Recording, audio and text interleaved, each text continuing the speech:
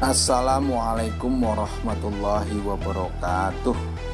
Kita ngopi lagi kita ngopi dalam produk kreatif kewirausahaan.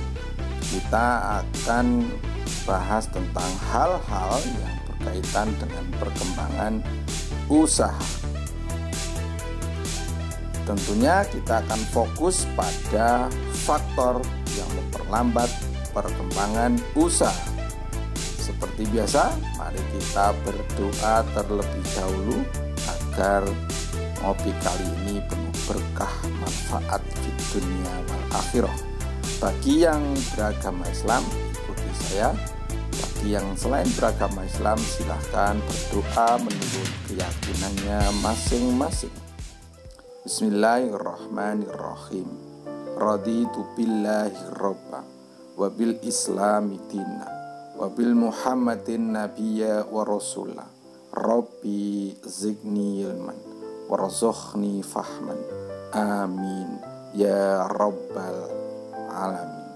Baik, kita langsung ngobrolin tentang faktor yang memperlambat perkembangan usaha. Lambatnya perkembangan sebuah perusahaan itu terkait oleh beberapa faktor, baik dari internal perusahaan maupun dari eksternal perusahaan itu sendiri.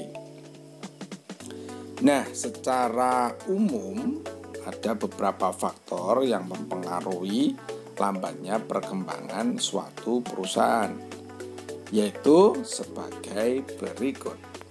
Faktor kepemimpinan atau leadership. Nah, faktor kepemimpinan menduduki posisi yang penting dalam perkembangan usaha. Tentu saja sebuah perusahaan itu harus memiliki tujuan yang akan dicapainya. Nah, leadership ini yang akan menentukan tujuan yang akan dicapainya. Untuk mewujudkan hal tersebut, dibutuhkan peran penting dari seorang pemimpin yang dapat mempersatukan semua elemen yang ada dalam perusahaan tersebut. Bagaimana seharusnya pemimpin perusahaan itu berperan? Nah, pemimpin yang baik adalah pemimpin yang mempunyai seni mengendalikan bawahannya. Ini kata kuncinya di sini. Pemimpin yang baik adalah mempunyai seni. Ia harus bisa membuat bawahannya segan dan mau mengerjakan perintahnya. Ingat ya, mau mengerjakan perintahnya. Tapi di sini ada catatan yang sangat penting, yaitu tanpa memaksa. Selain itu, seorang pemimpin harus memiliki kompetensi, kapabilitas, dan integritas tentunya yang sangat tinggi dalam menjalankan fungsi-fungsi administrasi atau yang biasa disebut dengan manajerial, pengawasan, pembinaan, dan pelayanan. Agar apa? Agar tujuan perusahaan itu tercapai. Nah, di samping itu, seorang pemimpin perlu memiliki perencanaan yang baik dan tentunya konsep yang jelas dalam manajerial kepemimpinannya. Seringkali seorang pemimpin melakukan kesalahan-kesalahan, terutama dalam membuat kebijakan atau aturan yang bertentangan dengan rasa keadilan terhadap bawahannya. Beberapa contoh dari sekian banyaknya kesalahan yang dilakukan oleh seorang pemimpin dalam kebijakan atau aturan yang dibuatnya, yaitu sebagai berikut. 1. Apabila terjadi kerugian akibat kesalahan karyawan, pemimpin perusahaan hanya menyalahkan karyawan karyawannya saja, bahkan memberikan surat peringatan, sedangkan pihak perusahaan sendiri tidak turut mengambil risiko atas kerugian keuangan tersebut. Kedua, penilaian terhadap kinerja karyawan tidak objektif, bukan berdasarkan kualitas kerja, sehingga dalam menentukan kenaikan pangkat atau posisi karyawan hanya berdasarkan suka dan tidak suka. Nah, itu termasuk penghambat dari faktor kepemimpinan atau leadership, ataupun berdasarkan hubungan kekerabatan. Ketiga, pimpinan hanya mempunyai bawahan yang memiliki kedekatan dengannya. Itu ya termasuk suka dan tidak suka. Pimpinan tidak mengumpulkan data-data informasi dari semua bawahannya. Artinya kedekatan itu berdasarkan atas kemampuan bawahannya. Keempat, apabila ada usulan atau mungkin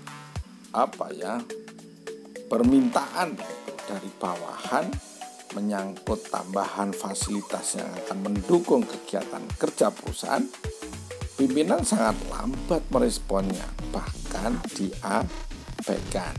Yang kelima, tidak bisa memberikan solusi terbaik atas kesalahan yang dilakukan oleh bawahan secara berulang kali.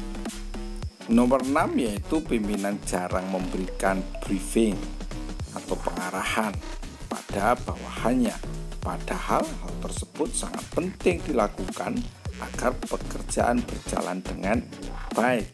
Yang ketujuh, pimpinan tidak menjalankan sistem operasional prosedur atau SOP, sehingga banyak terjadi kesalahan dalam pekerjaan. Yang kedelapan, pimpinan tidak memberikan keteladanan yang baik kepada bawahannya. Nomor 9, kesalahan di atas menunjukkan lemahnya sistem manajerial yang dimiliki seorang atasan dalam memimpin sebuah organisasi perusahaan. Pada prinsipnya, kesalahan yang dilakukan oleh seorang bawahan, baik disengaja atau biasa yang disebut dengan human error, ataupun tidak disengaja, termasuk kesalahan sistem misalnya, itu mencerminkan kegagalan dari seorang atasan dalam memimpin sebuah organisasi. Sekarang kita sampai ke faktor staff atau bawahan. Staff atau bawahan adalah orang-orang yang tentunya dipilih oleh manajemen perusahaan untuk bekerja baik di dalam kantor maupun di luar kantor.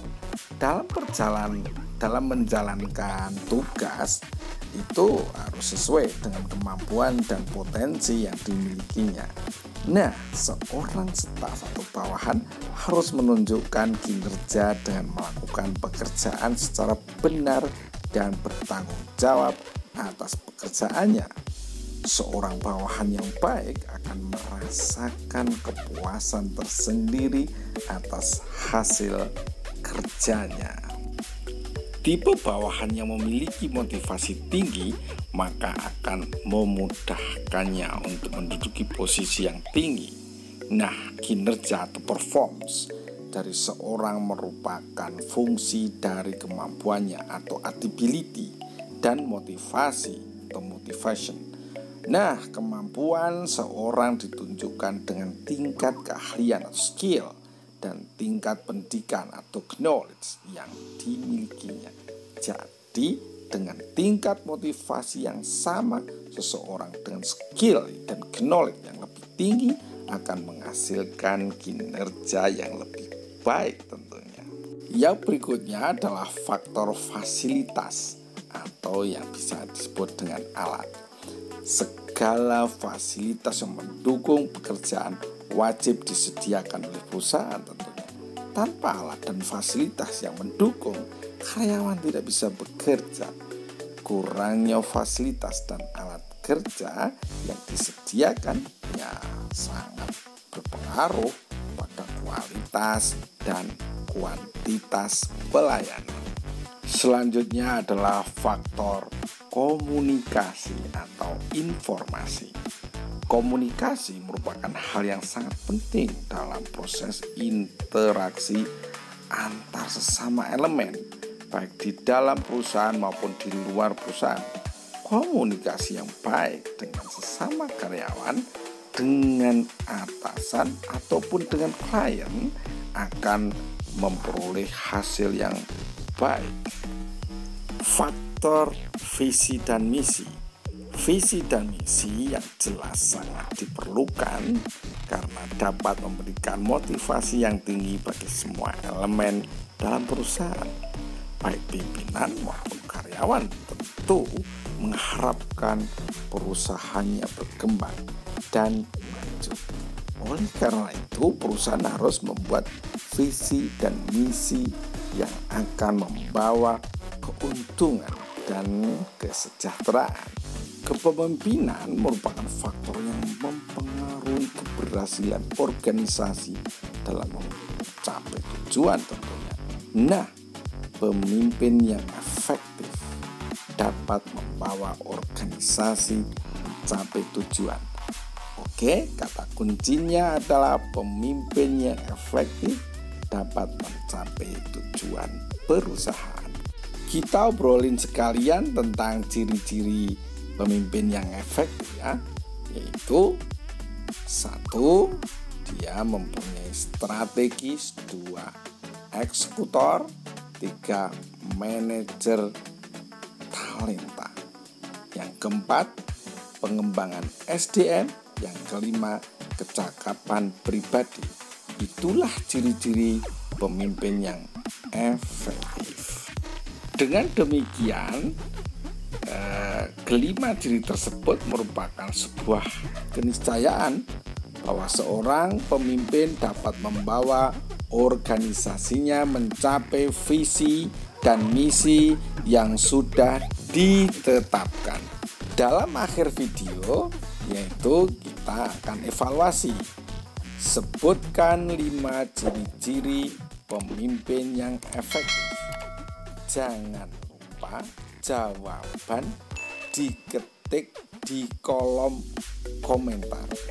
Terus ketik tentunya dicantumkan identitasnya. Ada ketik nama, kelas, dan asal sekolah. Baik sahabat pintar Indonesia, calon wirausaha, sampai di sini obrolan kita. Saya akhiri, wabil taufik wal hidayah. Assalamualaikum warahmatullahi wabarakatuh.